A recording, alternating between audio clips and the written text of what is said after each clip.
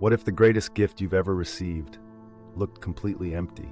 In a quiet village, a wise old woman gifted her grandson a spotless, empty glass jar for his birthday, its lid gleaming in the morning sun. Surprised and puzzled, the boy turns the jar in his hands. Is this all? He wonders, searching for hidden treasure within its glass.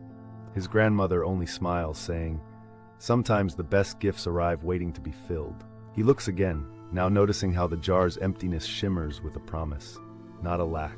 So begins a story not about what we are given, but about what we choose to create. Sometimes emptiness invites us to begin anew.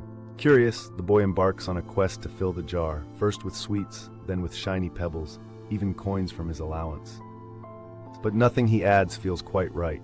Each day, he empties the jar, feeling more frustrated than before. He tries again, flowers, notes, drawings, yet emptiness returns again and again. One evening, he sits silently, jar in hand, gazing at the stars outside his window. A gentle breeze stirs, and he suddenly hears laughter. Memories of his grandmother telling stories, echoing in his heart. He realizes some things can't be seen but are felt. The jar empty holds space for something more. True gifts invite us to discover their meaning within ourselves. The next morning, the boy brings the jar to his grandmother, admitting he cannot fill it in any lasting way. She listens patiently, then removes the lid, letting the sunlight pour in, filling it with warmth and light. She says, "This jar is your life, empty, precious, and ready to hold whatever you let in." Some people fill their days with things, chasing fullness, but sometimes it's the space in between that matters most. The boy watches dust motes dance in the sunlight, realizing the jar is alive with possibility when left open to the world.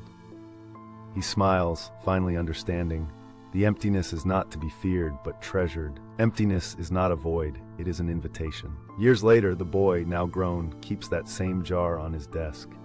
It's still empty, yet it holds every lesson he's learned. He finds comfort knowing he can always fill it with new hopes, dreams, and even moments of stillness.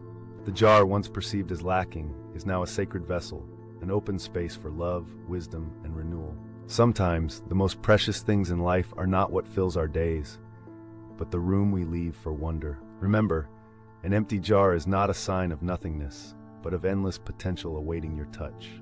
What will you fill your jar with today? Share your thoughts below, and follow for more timeless wisdom.